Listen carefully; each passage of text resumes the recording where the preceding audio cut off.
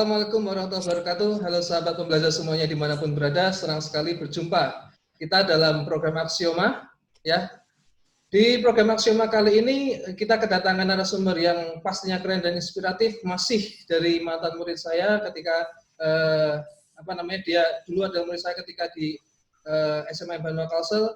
Dia saya jadikan narasumber karena dia sangat berprestasi. Dia salah satu dari 3 alumni kita yang berhasil kuliah di luar negeri, dan juga dia memiliki suara yang sangat indah, suara yang sangat merdu, karena selama sekolah di sini dia adalah vokalis gitu ya, vokalis dari grup Hapsi yang ada di sekolah kita. Ya, ini dia, kita sambut semuanya narasumber kita, Fadel Rizky Basuki. Assalamualaikum warahmatullahi wabarakatuh, Bapak. Sehat ya, Del ya? Alhamdulillah sehat, Pak. Alhamdulillah. Gimana keluarga? Malu saya ini dibilang suara bagus. Lah iya dong. Selama di sekolah kamu langganan jadi vokalis. Dari kelas 10 sampai kelas 12 ya, betul kan? Iya, pas itu. Karena ditunjuk juga sih, karena orang-orangnya sedikit, jadi ya udahlah daripada kosong. Karena orang-orang melihat Fadel suaranya bagus dijadikan vokalis di grup Hapsi. Ya Allah, si jauh, Pak. Oke, Del. Sebagai ciri khas ya di channel saya, karena saya anggap channel saya ini sebuah kelas gitu. Jadi biasanya seorang guru kalau mau mengajar itu punya yang namanya RPP, rencana pelaksanaan pembelajaran. Nah, saya juga punya RPP untuk kelas kita hari ini ya. Yang pertama, RPP itu biasanya ya diawali dengan pembukaan, isinya perkenalan, tadi sudah saya kenalkan siapa Fadel, nanti Fadel akan cerita lebih banyak lagi. Yang kedua adalah kegiatan inti, kegiatan intinya adalah kita mau belajar dari Fadel ini bagaimana ceritanya dari lulus SMA Banua terus bisa sampai kuliah di Cina itu gimana ceritanya. Terus kita nanti juga pengen ngobrolin soal ini, Del, yang kan ketika virus corona muncul, Fadel ada di sana. Nah, itu gimana kondisinya di sana ketika Fadel berada di tempat sumbernya corona. Kemudian yang terakhir sebagai penutup nanti kita akan ada ujian atau unit test. Aduh. Track record saya kurang bagus kalau ujian, Pak. Oke, dan itu jadi RPP kita untuk pagi hari ini. Oke. Fadel ini betul ya, satu dari 3 alumni kita yang dari sekolah kita yang berhasil kuliah di luar negeri. Betul ya? Sebenarnya kalau dihitung dari angkatan 1 sampai angkatan terakhir itu benar ada 3, yaitu ada Kak Ryan yang ada di Jerman, dan Kak Ismaya juga ada di Tiongkok sama saya. Saya juga di Tiongkok. Nah, tapi kalau tidak salah dari angkatan 0 itu ada beberapa, ada yang di Turki, juga kalau nggak salah yang di Turki ada, tapi saya lupa jumlahnya berapa. Saya juga baru tahu ketika kemarin pas liburan itu ada tergabung dalam satu asosiasi pelajar Banua gitu. Nah, dibilang di beliau ini berasal dari SMA Banua. Loh, berarti SMA Banua berarti ini yang angkatan 0 yang alma mater Banua, tapi sekolahnya sekolah di Jawa ketika itu. Gitu berarti ya mungkin saya juga belum dapatnya ya angkatan 0 ya. Yang saya dapat itu angkatan 1 sampai angkatan berapa? 6 ya. 6 berarti ya. Yang saya hitung 3, salah satunya adalah Fadel. Oke. Del, Fadel kuliah di mana sih, di Tiongkok atau di China? Kalau di Tiongkok, kalau saya kuliahnya di nama kampusnya itu Yangzhou Polytechnic Institute, berada di provinsi Jiangsu, ibu kota provinsinya Nanjing. Nah, itu kalau di Tiongkok itu bagian region timur. Bagian region timur ya? Bagian region timur.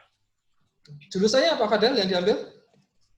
Jurusannya saya baru semester, kan kalau di Cina itu ada, kalau saya ambil yang 3 tahun sementara ini. 3 tahun itu 1 tahun khusus belajar bahasa, lanjut 2 tahunnya itu belajar jurusan. Nah, karena saya sudah masuk tahun kedua, maka saya lanjut ke jurusannya itu analis chemical industry. Jadi teknik kimia beserta industri gitu. Berarti kuliahnya nanti cuma total 3 tahun ya? Ya, kuliahnya 3 tahun.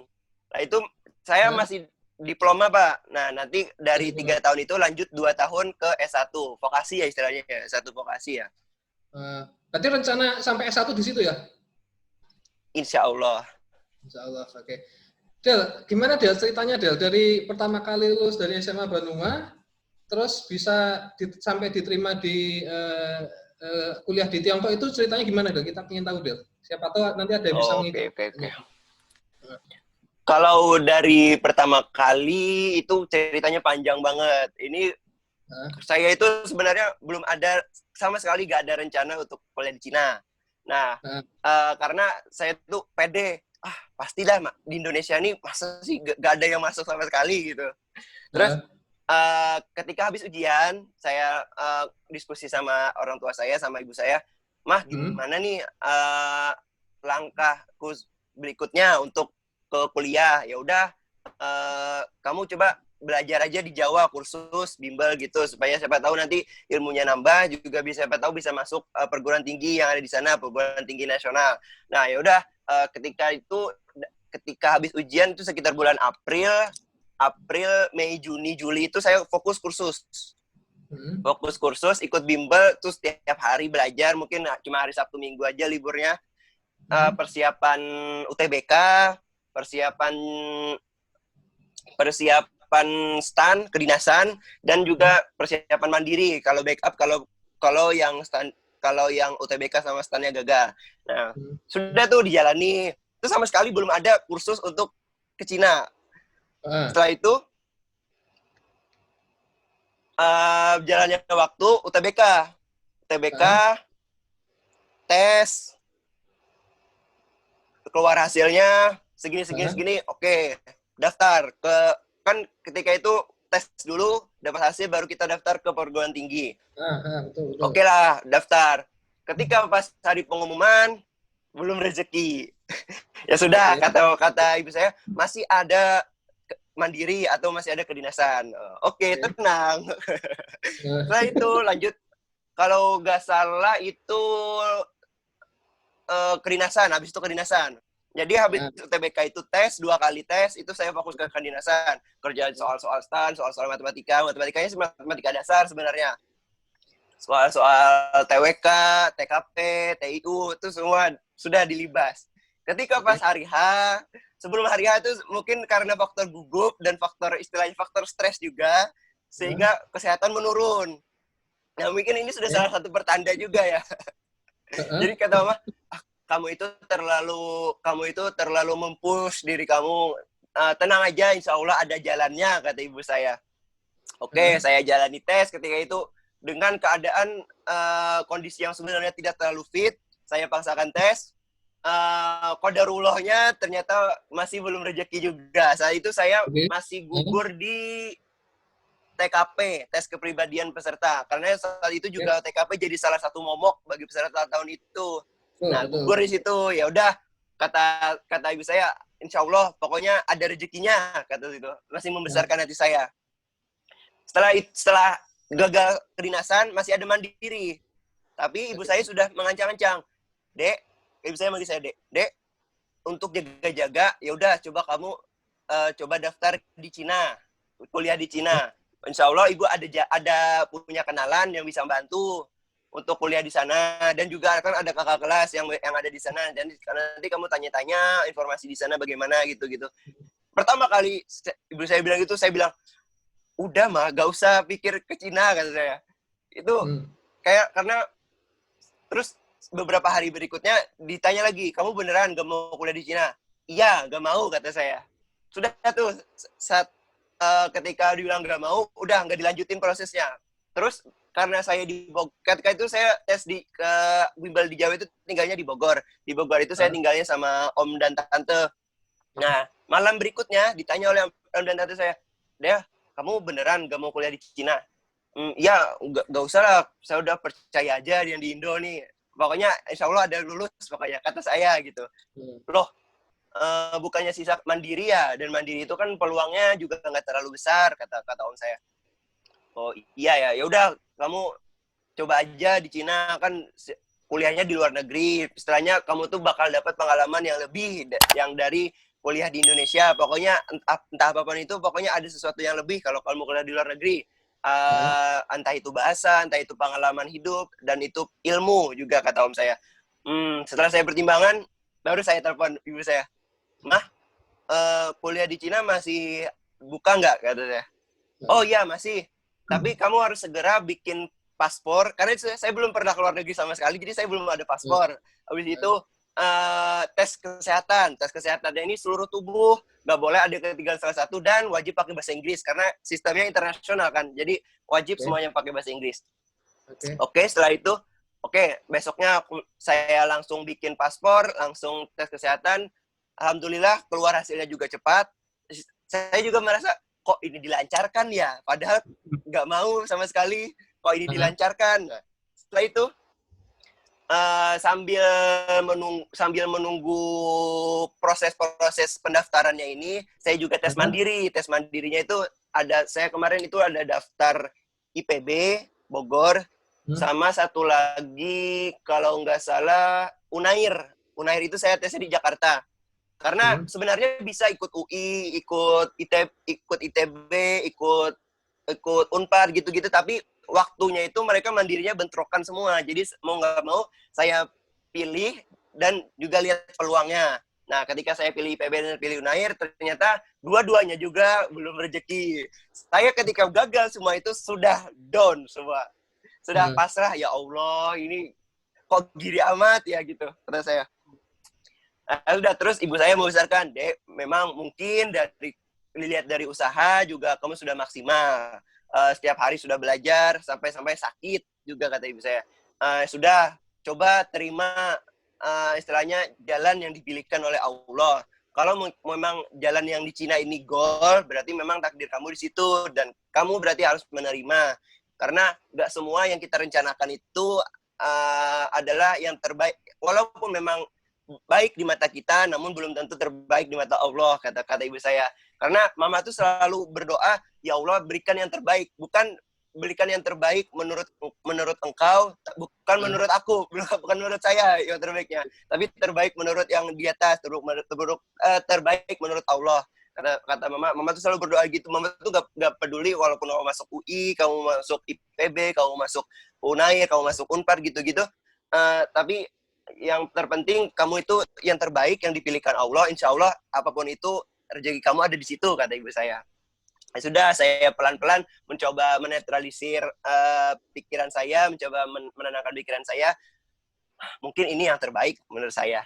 Terus saya juga dengar beberapa petua-petua tentang kegagalan, karena yang namanya hidup itu pasti ada kegagalan. Yang namanya orang sukses itu pasti dimulai dari kegagalan. Karena nggak semua usaha-usaha itu selalu berhasil. Nah, terus ya sudah, kita tunggu proses di Cina. Juga ibu saya juga ketika saya di Bogor, ibu saya juga mengurus ke SMA Banua itu, mengurus ijazah, mengurus surat keterangan lulus, mengurus raport, itu semua harus dikonversikan ke bahasa Inggris. Dan alhamdulillah saya juga terima kasih sekali sama staf tata usaha yang di sana, dan juga guru-guru yang sudah membantu saya ketika itu. Jadi semua itu dilancarkan, urusannya juga cepat, dan semua pihak mendukung tentang pilihan saya yang ini ke Cina.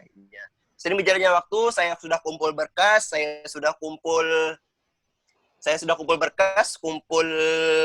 semua yang dibutuhkan. Pokoknya ada paspor, ada visa juga sudah dibuat, dikirim ke sana, dan alhamdulillah ketika itu diterima.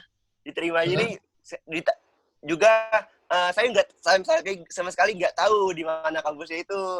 Jadi yang ya ketika itu keluar kayak namanya JW 202, itu surat keputusan mahasiswa, surat bukti mahasiswa masuk ke universitas di sana. Jadi ketika itu keluar surat itu, oh alhamdulillah, akhirnya ada jalan yang dipilihkan oleh Allah, dan semua doa, mungkin ini jawaban dari semua doa kalau kata saya gitu. Setelah itu saya konsultasi ke Kamaya, ke KS Maya, Kak gimana ini daerahnya, gimana ini kampusnya. Nah, kata Kamaya, oh itu bagus deh,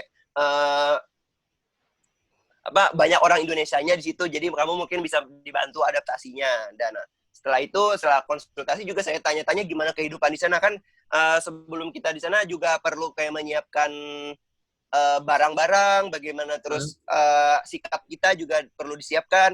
setelah itu juga perlu istilahnya kayak kartu bank. Di sana kan nggak semua kartu bank di Indonesia bisa dipakai. Nah, kartu bank apa yang bisa dipakai di sana juga ditanya.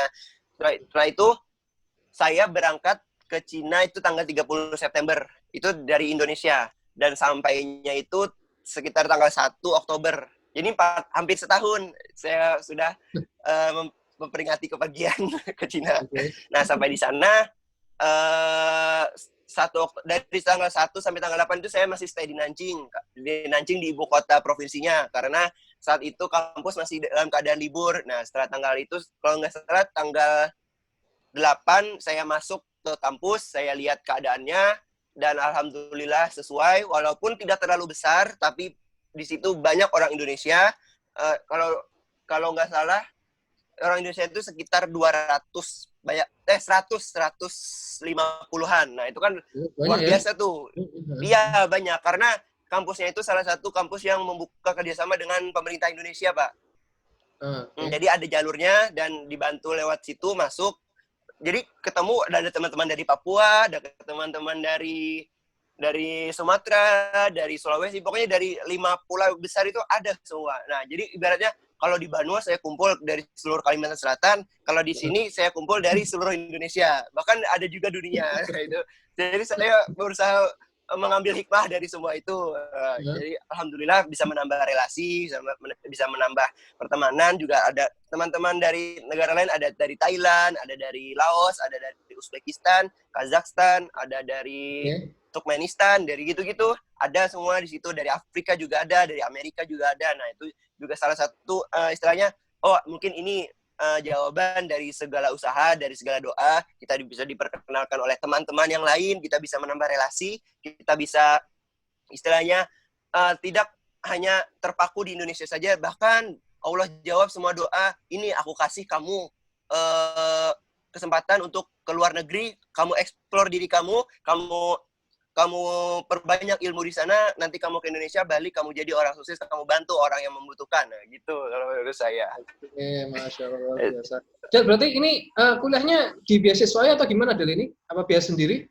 Nah, untuk beasiswa, untuk yang jalur yang saya pilih, jalur 3 tahun, jalur diploma, itu saya mendapat beasiswa pendidikan. Beasiswa pendidikan ini maksudnya tidak bayar UKT, tapi bayar buku tapi masih terjangkau lah jumlahnya. Nah, setelah itu beasiswa asrama. Nah, dua ini menurut saya adalah vital, karena kayak kalau saya berkaca kepada teman-teman saya, masih ada yang bayar UKT, dan itu dalam pandemi gini karena tidak kuliah juga menurut saya, ya Allah, ini mungkin salah satu jawaban juga ya kenapa sangat membantu. UKT kalau kita nggak beasiswa ada, Pak.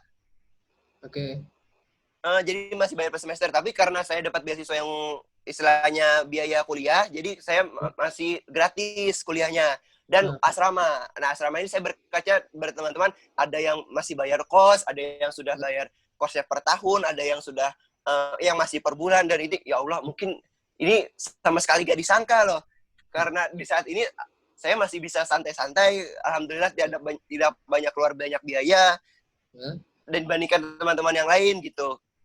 Kuliah juga masih lancar lewat online. Nah, alhamdulillah. Oke, berarti waktu itu pada waktu submit untuk registrasi ke sana itu apa saja berkas yang di-upload? Apakah ada tesnya atau cuma sebagainya? Kalau tesnya itu dilihat dari raport, Pak. Dilihat dari raport yang sudah dikonversikan ke bahasa Inggris, ke sistem internasional. Setelah itu juga ada tentunya paspor kita, habis itu visa kita, visa pelajar yang kita buat itu di Surabaya. Nanti dari Surabaya itu dikirim. Nah, yang terpentingnya, salah satu kunci mahasiswa Indonesia yang ada di Cina itu, mereka itu banyak yang lewat agen. Nah, agen ini juga salah satu yang penting, karena jujur saya, banyak agen yang menipu, Pak. Yang menipu ini istilahnya bukan menipu tidak memberangkatkan, tetap diberangkatkan, tapi biayanya ditagih 2 kali lipat atau 3 kali lipat. Nah, itu juga yang ditakutkan oleh kayak calo, kayak mereka yang disetorkan segini, terus sisanya masuk ke mereka. Nah, itu juga yang ditakutkan Kamaya kemarin, Kak Ismaya. Dek, kamu agennya gimana katanya? Oh, gini. Jumlah yang dikeluarkan berapa? Segini. Oh, berarti itu masih normal katanya.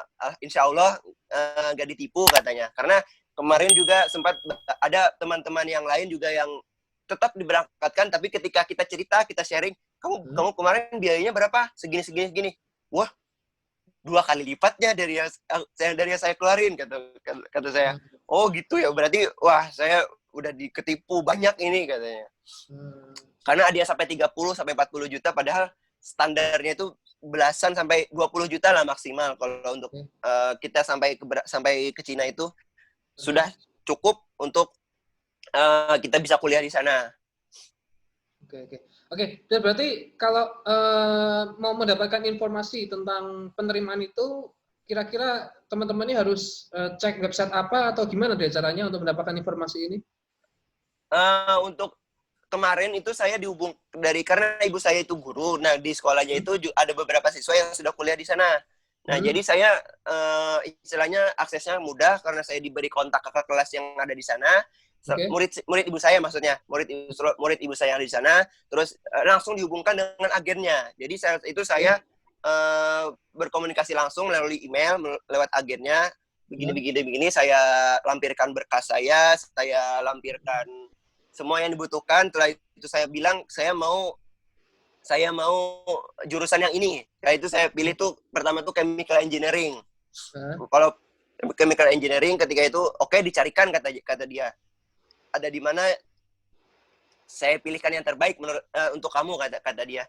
Sudah, saat itu alhamdulillah lancar. Nah, kalau teman-teman yang lain yang mau kuliah di Cina itu sebenarnya kalau untuk yang mudah bisa lewat agen. Tapi untuk agen ini sekali lagi saya tekankan, pilihlah agen yang memang sudah betul-betul berpengalaman. Jangan sampai kamu memiliki agen yang istilahnya walaupun dekat dengan kamu tapi dia istilahnya mematok harga yang tidak masuk akal dan terlalu banyak mengambil keuntungan. Itu sayang, kesian di kamunya. Kamu bakal kuliah di Cina tetap, tapi kamu biaya yang kamu keluarin itu nanti bakal melebihi dari biaya teman-teman yang lain. Nah, sayangnya duit itu kan bisa dipakai untuk kamu hidup di sana, atau bisa dikembalikan ke orang tua kamu gitu.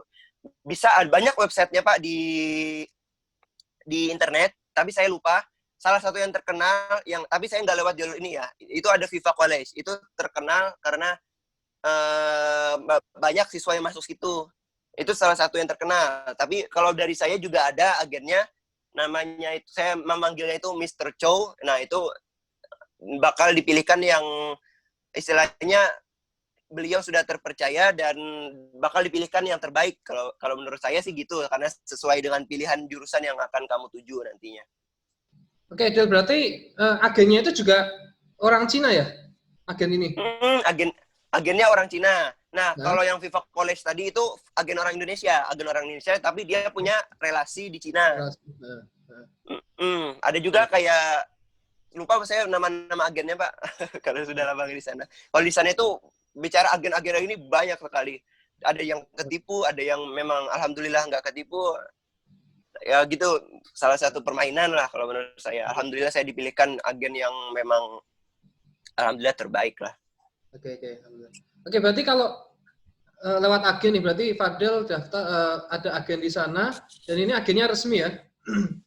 Resmi ya, untuk bagi mahasiswa Indonesia yang pengen kuliah di China, terus agennya berarti dua ya, ada agen yang dari Indonesia, ada agen yang di Cina gitu ya. Mereka kasih gitu kan untuk membantu kita bisa kuliah di sana. Dan terus biar dapat beasiswanya nih, Del. Gimana caranya kok Fadel beasiswa dari kampusnya itu? Nah, dari pemerintah Cina itu sendiri sekarang itu kan mereka sedang istilahnya mencoba membuka diri kepada dunia karena mereka juga ingin menjadi negara seperti Amerika Serikat atau seperti Kanada atau seperti Inggris yang memiliki pendidikan yang maju. Nah, mereka buktikan, nih aku juga punya negara yang pendidikannya maju loh. Nah, oleh karena itu Cina itu membuka semenjak 2015 atau 2016 itu mulai membuka beasiswa kepada seluruh pelajar yang ada di dunia untuk rame-rame, ayo kamu belajar ke sini, biar kamu lihat ini Cina sudah maju loh. Nah, istilahnya kasarnya seperti itu. Nah, jadi beasiswa yang didapatkan seluruh mahasiswa di Cina itu adalah beasiswa dari pemerintah Cina.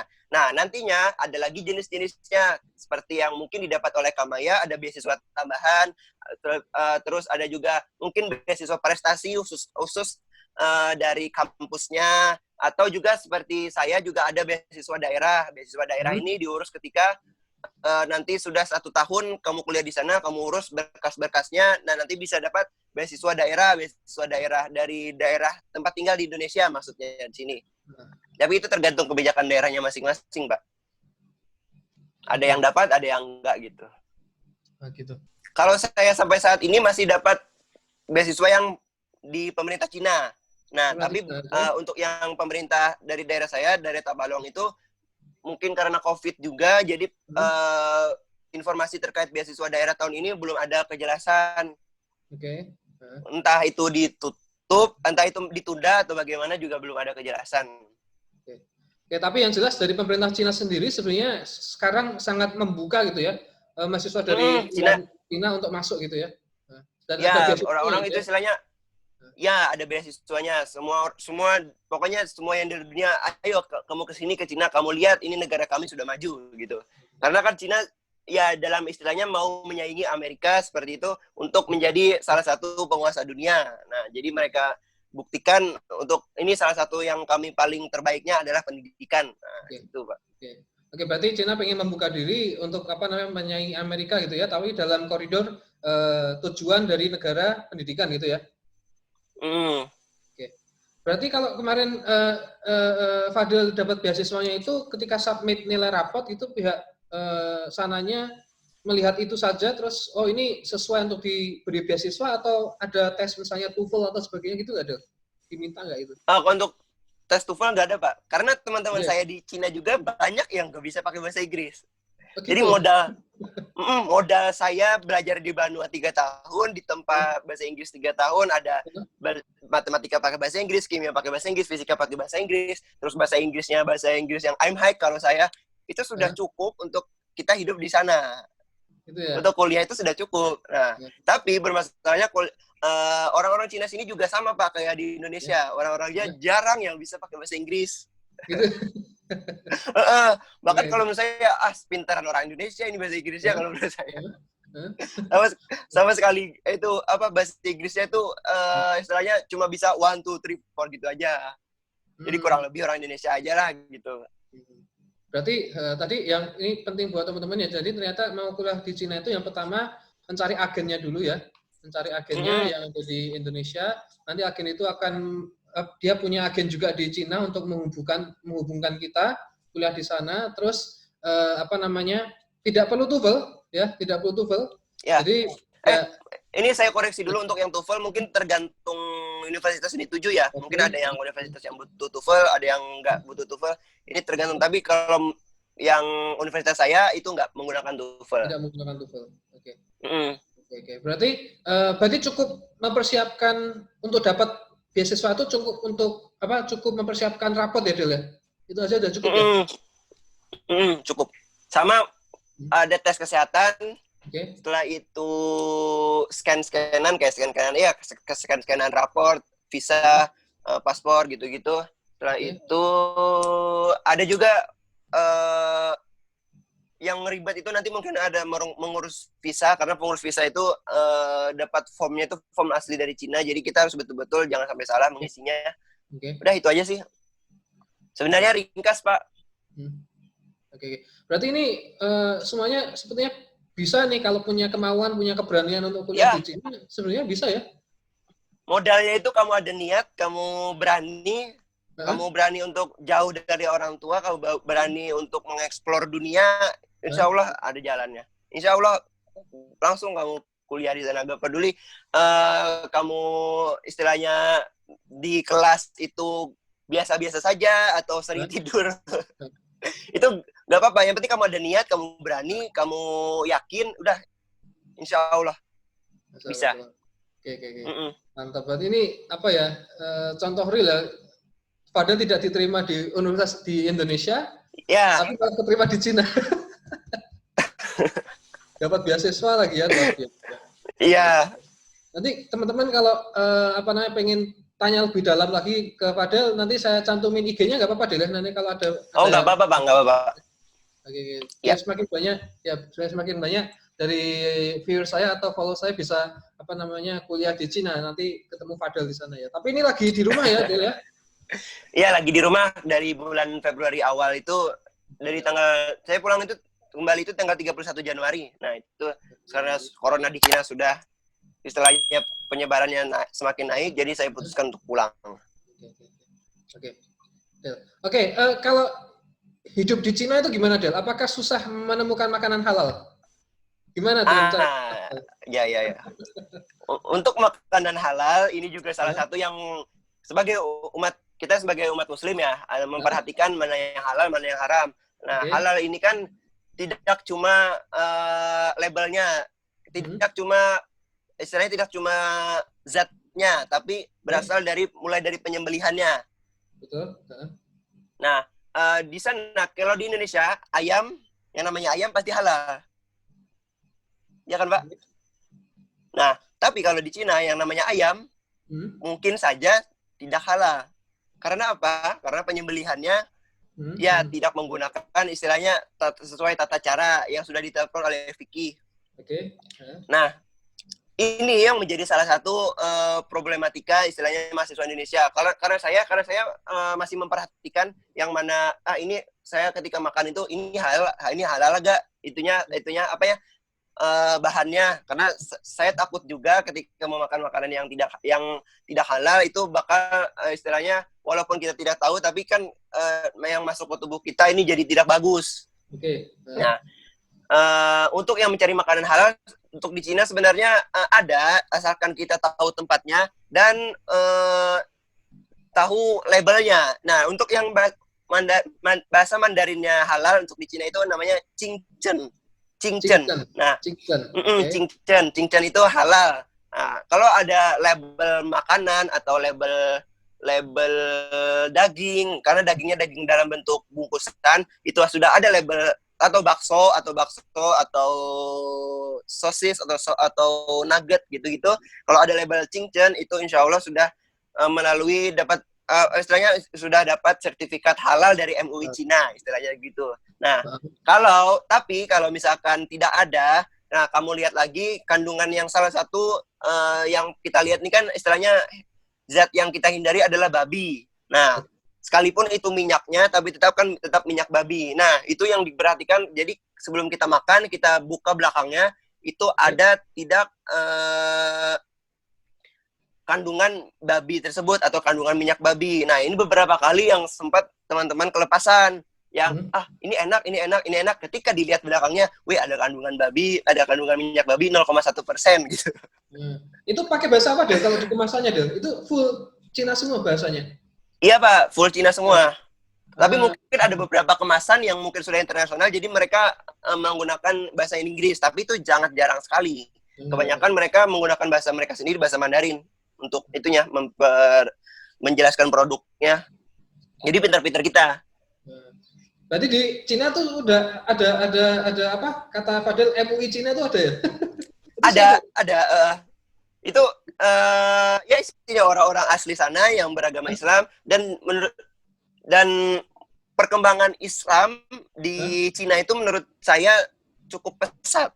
Jadi walaupun masih menjadi minoritas, tapi karena saya berhubungan juga dengan KBRI bilang sebenarnya perkembangan Islam di Cina itu juga lumayan pesat dilihat dari perkembangan masjid-masjid yang ada, karena hampir di setiap kota itu ada masjid, walaupun ya karena menjadi minoritas kita masih istilahnya tidak di setiap kampung ada masjid. Nah, kita jadi kalau ke masjid itu harus kita ke kota seperti itu. Nah, tapi sebagai sebagai kaum minoritas di sana juga saya itu juga bingung karena di media-media mengatakan bahwa Islam digini-ginikan, agama digini-ginikan. Tapi ketika saya di sana ada yang beragama Kristen, ada Katolik, ada Hindu, ada Buddha. Mereka tetap beribadah sesuai kepercayaan mereka. Islam juga sangat dihargai. Tidak jarang juga saya menemukan orang-orang menggunakan kerudung di sana. Itu orang-orang Cina asli yang menggunakan kerudung di sana. Oh, berarti menurut saya dari pandangan saya ke istilahnya keberagaman di sini, ketoleransian di sini cukup baik kalau menurut saya gitu. Berarti karena teman-teman saya yang pakai kerudung juga banyak juga dan biasa saja. Oke. Berarti di tempat Fadel belajar di sekitar kampus atau di daerah sekitar itu berarti apa namanya keberagaman itu sangat dijunjung tinggi, dihormati gitu ya. Jadi kita semua ya. Ya. Oke, good. Oke, Fadel. Terus next yang ingin Bapak tanya ini ke Fadel. Nah, ini tadi Fadel sudah nyinggung sedikit mengenai corona nih. Ketika corona pertama kali muncul, Fadel sedang ada di sana. Nah, itu bagaimana kondisinya pertama kali corona muncul, terus bagaimana kondisi Fadel dan mungkin lingkungan sekitarnya Fadel itu gimana merespon itu? Nah, ketika corona pertama kali muncul, itu kan ketika pertama kali kasus pertamanya itu di Wuhan. Di Wuhan itu akhir Desember. Nah, dari akhir Desember sampai awal Januari sampai tanggal 10 itu sama sekali tidak diperhatikan istilahnya berita ini yang ada di Cina itu. Jadi mereka masih santai-santai aja, masih keluar-keluar biasa, masih jalan-jalan, karena ketika itu Pak, ketika kasus ini meledak, Cina itu sedang mengalami musim dingin. Nah, kebiasaan orang Cina di musim dingin adalah mereka berlibur, istilahnya mudik ke kampung halamannya masing-masing. Nah, ketika itu corona meledak, yang heboh-hebohnya itu ketika masuk ke tanggal 20 Januari. Nah, tanggal 20 Januari itu mulai banyak berita di media, bahkan sampai ke media Indonesia juga bahwa ada penyakit, masih virus biasa, masih virus corona bilangnya gitu, nggak tahu corona apa. Nah, ternyata itu gitu masuk berita, dan juga orang tua juga mulai menanya bagaimana ketika dilihat, ketika saya keluar, oh ya ada perubahan kayak orang-orang mulai pakai masker, orang-orang dan toko-toko juga sudah banyak mulai tutup. Walau ya karena mungkin salah satu faktor liburan musim dingin ya, tapi akses jalan itu mulai dibatasi Pak. Kayak misalkan kan di kota saya itu menggunakan shuttle bus. Nah, bis ini banyak rute-rute yang dikurangi. Karena mungkin salah satunya untuk mencegah penyebaran corona ini. Walaupun di kota saya saat itu yang kena itu masih 1 atau 2 orang, masih belum banyak. Berapa? Jaraknya berapa itu kotanya Wuhan? Kalau saya lihat di Google, saya pernah Google ini iseng-iseng, dari kota Yangzhou itu ke Wuhan itu dalam perjalanan mobil sekitar 8 jam apa ya. Karena saya lihatnya pas mobil. Kalau jarak aktualnya saya kurang ingat berapa. Jadi Wuhan itu ada di region selatan, dan kota saya Yangzhou itu berada di region timur. Jadi dari timur ke selatan gitu, Pak. Dan kalau dipikir-pikir ini jarak yang tidak dekat, jarak yang jauh, dan penyebaran saat itu yang parahnya itu berada di kota sekitar Wuhan yang berada di daerah selatan itu, atau kota-kota besar seperti Beijing, Shanghai itu mereka terkena dampak yang cukup besar mengenai corona ini. Nah, ketika itu karena lagi musim dingin, saya berencana liburan ke Shanghai, Pak. Salah satu kota besar metropolitan yang ada di Cina. Karena ngapain kita nih musim dingin, masa nganggur aja di asrama, yuk kita jalan, kita explore nih, mumpung lagi di luar negeri, kata teman-teman saya, ngajak saya. Oh, oke. Nah, ketika kami memesan tiket kereta, memesan tiket hotel, itu sama sekali belum ada berita tentang corona ini. Mungkin sudah ada, tapi kaminya yang tidak aware, yang misalnya penyakit apa tuh, biasa-biasa aja paling kayak cacar, kayak panu gitu. Nah, terus H-1 sebelum keberangkatan, panik di grup, kan kami bikin grup khusus untuk yang berangkat itu. Gimana nih, berangkat atau enggak? Ya nih, takut juga lihat berita kok makin banyak gitu. Terus kan kami sama satu kakak kelas. Nah, kakak kelasnya itu bilang, aku nggak berangkat lah, aku nggak mau juga mati konyol istilahnya terkena itu. Lah gimana nih, masa nggak jadi, Pak, tiket sudah dipesan, kereta sudah dipesan, udahlah, bismillah aja, berani katanya. Nah, ketika itu karena mungkin jiwa muda ya, masih meronta-ronta, masih istilahnya udahlah, insya Allah aja. Nah, iya benar Pak, nekat. Itu saya juga bilang ke orang tua saya ketika saya sudah di bis, sudah berangkat. Ma, doain ya aku berangkat ke Shanghai. Mudahan aja nggak kenapa-napa.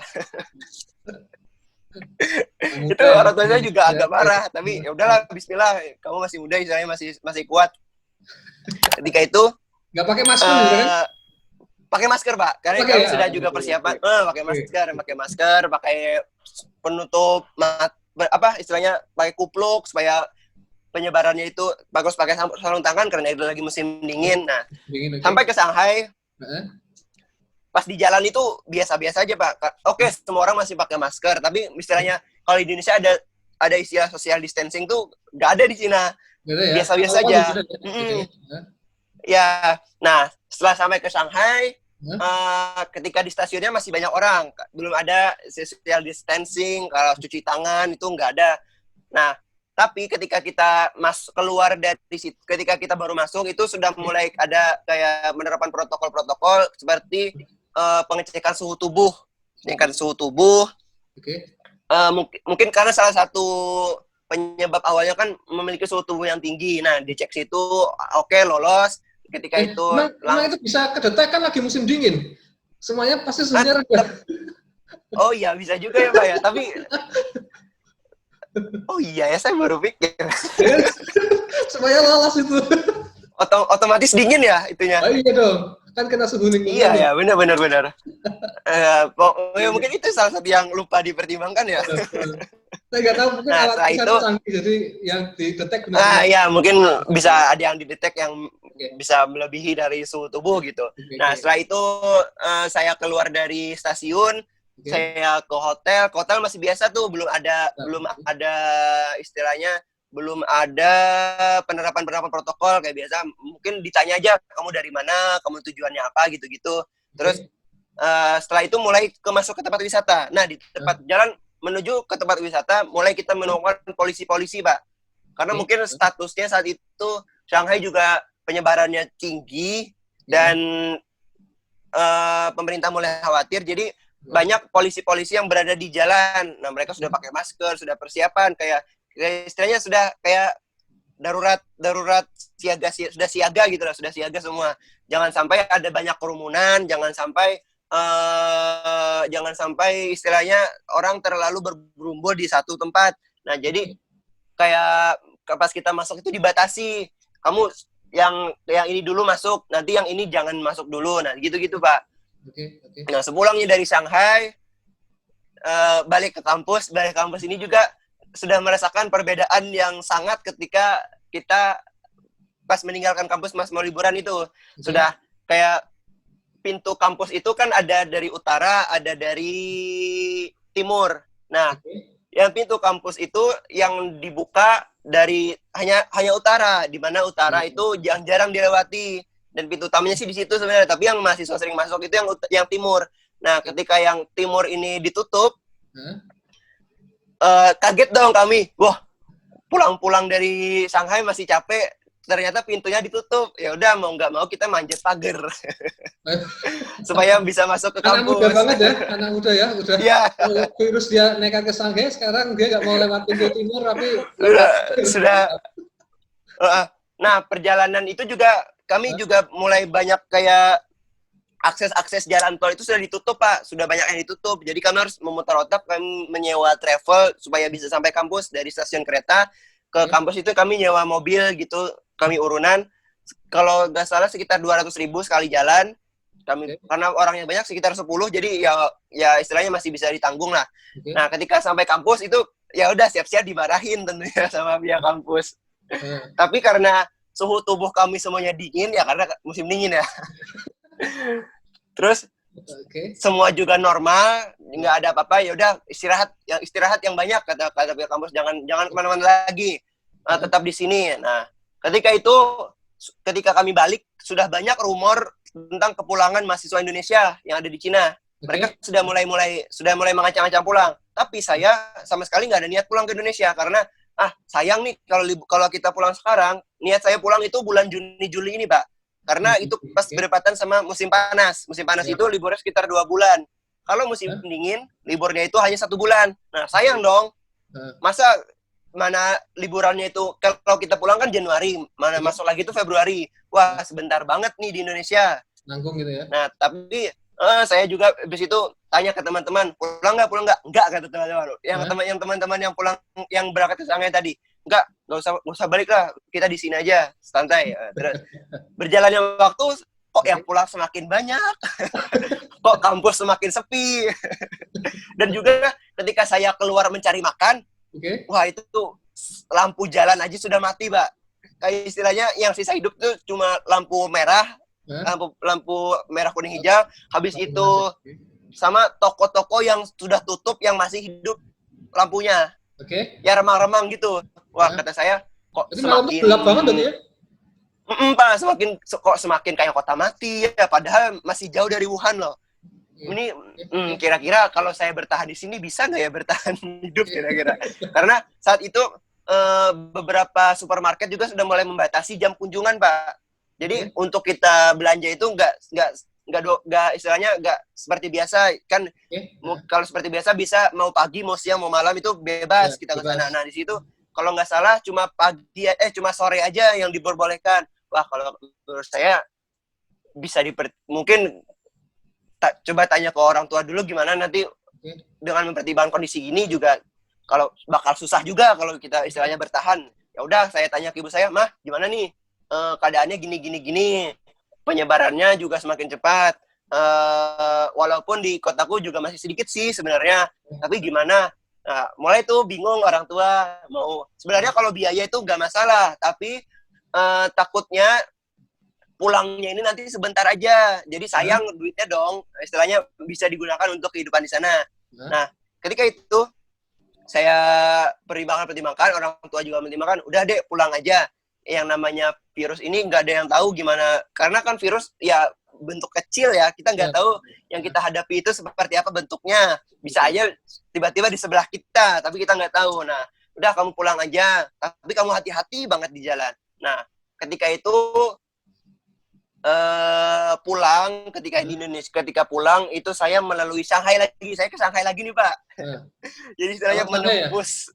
Iya, sebenarnya bisa ke Nanjing. Nah, tapi pas itu dapat tiket yang lebih murah tuh tiket di Shanghai. Nah, karena ada pengalaman sudah ke Shanghai jadi gini. Oke lah, masih bisa kita tembus istilahnya. Tapi kita sudah persiapan ketika itu pakai masker 3 lapis ketika itu.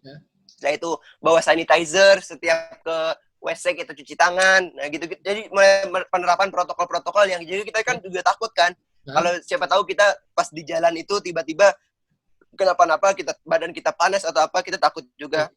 Jadi ketika itu ketika ini sudah perjalanan pulang ya, ketika perjalanan pulang itu ketika kita keluar dari kota Yangzhou itu memang setiap pengendara itu sudah dicek suhu tubuhnya, Pak. Jadi mereka yang ada di mobil itu dicek pakai termogan.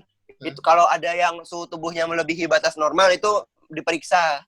Nah, juga selain itu juga yang saya sudah sebutkan tadi, jalan-jalan tol juga tidak semuanya dibuka. Jadi ada beberapa ruas tol itu ditutup untuk karena pemerintah Cina juga ingin membatasi masyarakatnya untuk keluar kota. Jadi udah kamu tetap stay di kota kamu aja, kamu diam di rumah, jangan kemana-mana, tunggu sampai ini berakhir. Nah, itu juga mungkin salah satu kelebihan orang sana juga mereka nurut. Istilahnya tingkat kebabalannya itu kurang lah dari yang Indonesia. Nah, setelah saya ke Shanghai, jadi gampang. tapi mereka sejahtera ya, karena ya gitulah. Setelah ke Shanghai, pas sampai di bandara itu saya lihat sendiri banyak penerbangan yang dibatalkan, khususnya penerbangan domestik yang dari Cina ke Cina itu, yang dari Cina ke Cina itu juga banyak yang dibatalkan. Juga ada beberapa penerbangan internasional, tapi alhamdulillah kebetulan penerbangan yang saya dapatkan ini penerbangan yang tidak dibatalkan. Nah, jadi setelah dari Shanghai itu saya tujuan ke Jakarta, tapi transit dulu di Bangkok. Thailand. Di Thailand. Pas di Bangkok transit itu dari Shanghai itu saya berangkat jam 12 malam sampai Bangkok sekitar jam 4 atau jam 3 subuh saya lupa. Setelah itu lihat tunggu berangkat lagi ke Jakarta jam 9. Nah, jam 9 dari Bangkok ke Jakarta, isinya dari Bangkok ke Jakarta itu penuh orang Indonesia, mahasiswa Indonesia semua, Pak. Gitu. Iya, benar. Jadi pas di bis kan dari ruang tunggu ke pesawat itu naik bis. Kok ini kiri kanan bahasa Indonesia semua. Ternyata banyak yang mau mengungsikan juga. Gitu Yang ya? mau pulang dari Cina ke balik Indonesia tuh banyak semua. Banyak banget. Nah, nah, ketika itu sampai ke Jakarta juga menerapkan protokol-protokol, juga sudah mulai ada suhu tubuh. Itu mulai lega tuh, alhamdulillah sudah sampai Indonesia, sudah sampai selamat, kita masih sehat. Habis itu lanjut ke Banjarmasin dan alhamdulillah sampai rumah. Capek sih perjalanan 2 hari kalau dihitung-hitung, ya? Dari berangkat dari kampus sampai ke rumah itu, tapi ya alhamdulillah kita sehat aja, kita sudah syukur banget loh bisa kumpul keluarga lagi. Apakah ada ini, Del? Apakah ada orang Indonesia yang masih stay di sana? Apakah ada? Banyak, Pak. Banyak mereka ini ragu untuk pulang. Pertimbangannya? Karena ada yang faktor biaya dan juga ada yang memang faktor keinginan dia kalau sebelum lulus nggak mau pulang. Oh gitu. Ada juga yang mungkin mau merasakan sensasi kuliah di sana ya, supaya bisa jalan-jalan ke sana. Sama juga ada yang istilahnya terlambat mengambil keputusan. Karena setelah mungkin seminggu setelah kepulangan saya itu penerbangan internasional Cina betul-betul ditutup. Nggak bisa, jadi akses pulang itu benar-benar nggak bisa. Nah, karena itu pemerintah Indonesia kan sempat kemarin menjemput yang mahasiswa Indonesia yang ada di Wuhan yang itu evakuasi, istilahnya evakuasi lah. Nah, itu betul-betul butuh izin khusus untuk masuk ke sini, ke sana kan. Dan sebenarnya di mahasiswa Indonesia kan nggak cuma di Wuhan, masih banyak di daerah-daerah lain. Kalau di total itu puluhan ribu mungkin ada mahasiswa Indonesia yang ada di sana. Puluhan ribu? Benar, ada banyak. Dan yang masih stay di sana juga banyak. Dan sekarang juga masih kotak-kotakan sama mereka. Ya, saya juga bersyukur karena pulang, karena sesuai pertimbangan tadi bagaimana akses makan. Ternyata di sana juga, wah kami makan di sini istilahnya apa yang disediakan kampus ya kami makan. Untuk belanja keluar aja nggak bisa, karena kami nggak boleh keluar kampus. Nah, kesian juga kan, saya alhamdulillah kemarin tuh mengambil keputusan untuk pulang. Jadi ya alhamdulillah di Indonesia walaupun coronanya juga naik, kita nggak bisa akses, tapi ya istilahnya kita berada di rumah sendiri gitu loh, bisa. Kasihan juga mereka yang stay di sana yang nggak bisa keluar kampus, mereka yang istilahnya mau makan juga istilahnya pakai barang yang seadanya, pakai ya walaupun memang masih makan alhamdulillah dengan layak, tapi nggak bisa dengan banyak pilihan gitu loh. Setelah itu ya harus menanggung rindu sama keluarga, pastinya melihat teman-teman yang lain bisa kumpul dan mereka nggak bisa, kasihan juga. Kata saya ya udah kita pokoknya tetap saling menguatkan aja. Berarti yang dievakuasi yang dari KBRI itu cuma mahasiswa yang ada di Wuhan aja ya? Yang di titik pandemi itu, yang di titik apa istilahnya pusat virus itu mereka yang dievakuasi. Yang di daerah-daerah lain masih banyak yang ketinggalan, yang masih stay di sana juga masih banyak. Jadi sampai hari ini masih banyak sekali teman-teman kita orang Indonesia yang stay di sana, masih banyak sekali ya sampai hari ini ya? Masih banyak yang stay di sana. Nah, kelebihannya mereka yang stay di sana, mereka sekarang sudah bisa merasakan kuliah offline. Oh, sudah bisa? Sedangkan kami di sini yang istilahnya pulang ke Indonesia belum bisa merasakan kuliah online, karena kuliah online kami baru masuk di bulan Oktober. Sedangkan mereka sudah bisa merasakan kuliah offline. Jadi ya ada kelebihannya, ada kekurangannya juga. Berarti ini di kampusnya Fajar sudah mulai kuliah offline ya? Iya Pak, sudah mulai kuliah offline. Mereka yang mahasiswa Cina sudah masuk, yang mahasiswa internasional juga sudah mulai kuliah tatap muka, dan pembelajaran juga sudah mulai pulih lah. Pokoknya di Cina sekarang kehidupan sudah mulai membaik dan mulai pulih kayak biasa. Karena mungkin mereka sudah karena mungkin mereka sudah menemukan vaksin ya, tapi nggak tahu itu memang benar efektif atau enggak. Saya kurang tahu. Di Cina vaksin sudah ketemu ya? Mereka mengklaim sudah ketemu. Jadi mereka kehidupan bisa normal lagi. Oke, sudah normal. Beda sama Indonesia ini, nggak tahu ini sudah puncak atau belum, ini masih gitu. Kapan ini akan berakhir ini? Oke, Del, terima kasih, manfaat sekali dari tadi informasinya mengenai gimana bisa kuliah di Cina, terus apa namanya tadi mengenai kondisi apa namanya ketika pada di sana pertama kali virus corona muncul sampai hari ini bagaimana. Nah, kita ada di sesi penutup, Fadel. Nah, sudah siap untuk ujian belum? Waduh. Enggak, tanda ini bukan ujian kayak di kelas yang kita ambil. Nanti iya, kalau bukan ujian di kelas saya bisa, Pak. Oh gitu ya. Asalkan bukan di kelas bisa ya. Oke, oh iya ya, kalau bukan di kelas bisa. Oke, ya nanti Bapak mau ada ujian atau tes sedikit aja, nanti Bapak sebutkan 2 hal, nanti ini seputar Fadel juga, makanya kemarin kita ngobrol dulu. Nanti Fadel pilih yang mana terus alasannya apa, tapi harus cepat ya pilihnya ya. Oke, soal pertama, Manchester United atau Barito Putra? Manchester United. Manchester United. Ini banyak orang Kalsel yang nonton loh ya, hati-hati loh ya. Aduh, maaf. Karena saya kalau tim Indonesia itu Barito Putra. Tapi kalau sudah diadu dengan tim luar negeri, karena frekuensi informasinya juga lebih banyak frekuensi Manchester United, dan kebetulan saya ketika mendukung itu lebih dulu mendukung MU zamannya Ronaldo dulu, Pak. Dulu sudah saya dukung. Udah lama banget ya. Saya jadi zaman Ronaldo, setelah itu Ronaldo pindah ke itu, saya tetap dukung MU tuh. Nah, sampai sekarang zamannya Bruno Fernandes juga masih dukung MU. Tapi Barito tetaplah, walaupun ya gitulah, perkembangannya juga sekarang gitu begitu. Tapi saya tetap dukung kok Barito. Karena Liga 1 belum berjalan ya, jadi mungkin berita soal Barito belum banyak nih ya. Iya, belum hype banget lah. Nah, kan kalau di Inggris kan apa namanya sampai hari ini pertandingan sudah ada tuh walaupun tanpa penonton, tapi berarti informasi transfer pemain dan sebagainya sampai hari ini masih ada gitu ya. Iya, apalagi transfer ini kan panas nih. Chelsea kan gila-gilaan nih, Pak, transfer. Kayaknya tahun depan juara ada Timo Werner. Ini kalau dapat Havertz nih, waduh. Dibandingin ya, maksudnya kalau di dalam itu Barito, kalau di luar MU gitu ya, gampangnya ya. Ya, karena salah satu keinginan saya yang belum terwujud juga nonton MU langsung, Pak. Nonton MU ya?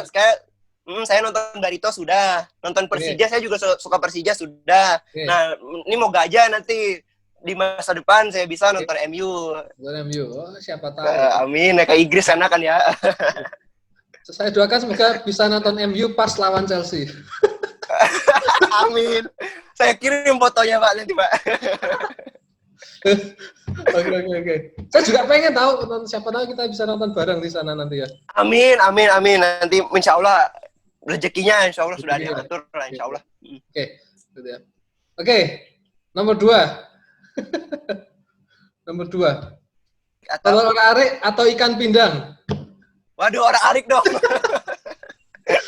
Cepat. Saya tuh paling gak bisa. Saya paling gak bisa makan ikan pindang tuh, Pak.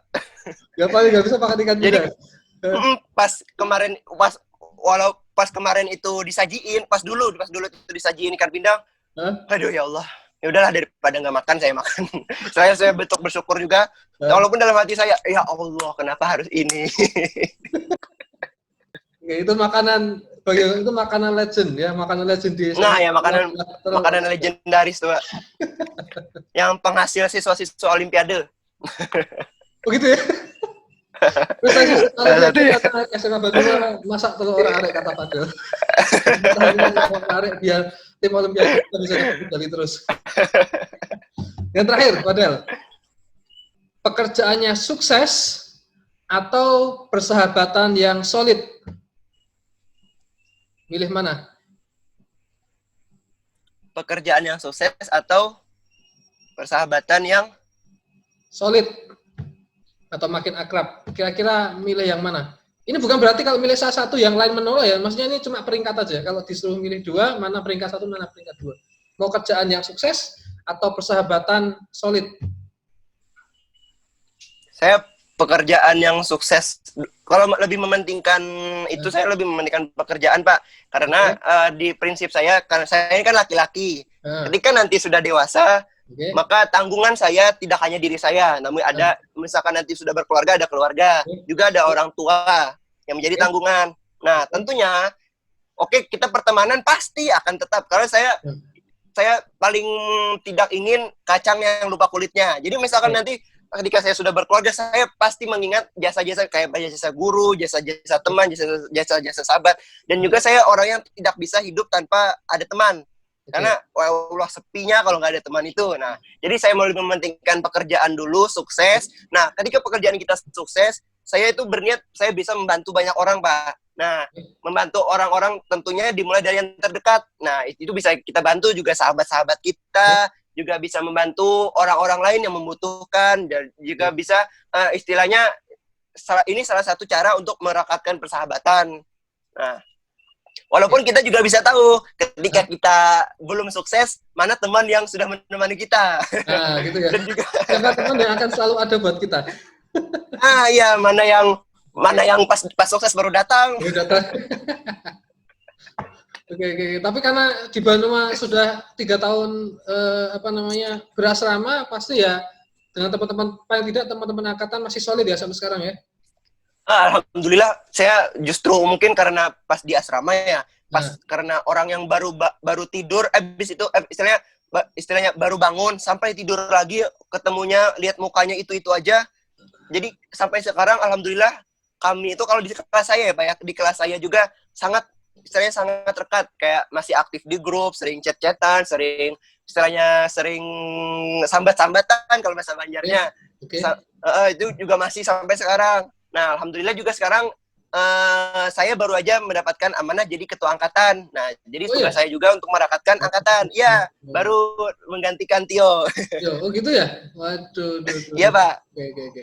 Jadi kan angkatan ini juga lingkupnya lebih besar dari kelas. Nah, jadi semoga aja nanti angkatan ini kan nanti bakal terdiri dari banyak-banyak profesi. Ada dokter, ada tentara, ada polisi, ada engineer dan lain-lain. Nah, nanti semoga aja nanti bisa merekatkan juga persahabatan ketika kita sudah sukses masing-masing gitu. Oke. Jadi ini bukan berarti ini ya, kita harus disclaimer dulu, bukan berarti pekerjaan lebih penting dari persahabatan, enggak ya, tapi harus perlu klasifikasi sejauh mana ranah kesuksesan, sejauh mana ranah persahabatan, dan ini bisa bahasanya integral gitu, bisa saling melengkapi gitu ya. Jadi kerjaan persahabatan tetap jalan. Karena kan dalam meraih kesuksesan kita tidak bisa meraih dengan diri sendiri, pasti ada dukungan orang lain, kerjasama dengan orang lain itu pasti perlu. Oke, mantap. Apalagi betul seperti Fadil bilang, alumni kalau sudah keluar dari suatu sekolah itu lebih bagus kalau itu dikoordinir gitu ya, jangan begitu saja, tapi ada strukturnya. Tadi Fadil sekarang sebagai ketua angkatannya, berarti nanti siapa tahu sudah pada sukses semuanya. Kalau ada ikatan alumni, nanti kalau misalnya mau berbuat sesuatu itu lebih bisa lebih masif gitu ya daripada berbuat sendiri-sendiri. Ya, bisa lebih terarah dan tujuannya jelas gitu, Pak. Tujuannya jelas. Maka dari itu nanti kalau mau cari sekolah, carilah sekolah yang berasrama ya. Dan gratis. Itu. Berasrama dan gratis, carilah. Ya, untung kalian punya siapa. Di Banua. Oke, Fadil, terima kasih banyak untuk waktunya, luar biasa nih, udah 1 jam lebih kita ngobrol. Semoga yang nonton kita. Waduh, saya mohon maaf nih Pak, mengambil durasi Bapak. Enggak, ini karena saya pikir saya punya murid yang luar biasa, kalau tidak di-share pengalamannya, tidak di-share ilmunya, mereka nggak akan belajar ya. Jadi kita harus maksudnya mereka yang penonton saya nggak tahu gitu. Jadi harus di-share lah, orang-orang terdekat, nggak harus orang terkenal ya, nggak harus, tapi orang-orang sekitar kita pun punya banyak cerita yang sangat inspiratif dan keren, harus dipublis itu biar terinspirasi. Del, makasih banyak. Salam buat sama-sama. Ya. Siap. Salam juga buat keluarga Pak, buat guru-guru di sana, semua keluarga besar Banua. Saya titip salam, semoga selalu diberkahi kesehatan. Amin. Dan selalu istilahnya dilembahi berkah oleh Allah Subhanahu wa taala. Amin. Insyaallah. Terima kasih. Belum ada info ya? Harus ke Cina kapan lagi, belum tahu ya? Belum ada Pak. Kemungkinan mungkin awal Februari 2021. Serius? Kemungkinan. Sangat lama sekali. Oke, semoga betah kuliah online dari rumah. Semoga sukses pendidikannya. Amin. Oke, teman-teman semuanya, itu dia obrolan saya dengan Fadel Rizky Basuki, sangat keren, sangat inspiratif. Silakan nanti kalau mau tanya-tanya lebih lanjut ya, nanti saya akan kasih Instagramnya Fadel di deskripsi ya. Terima kasih. Assalamualaikum warahmatullahi wabarakatuh. Terima kasih Fadel ya. Waalaikumsalam warahmatullahi wabarakatuh. Makasih banyak Pak. Sama-sama.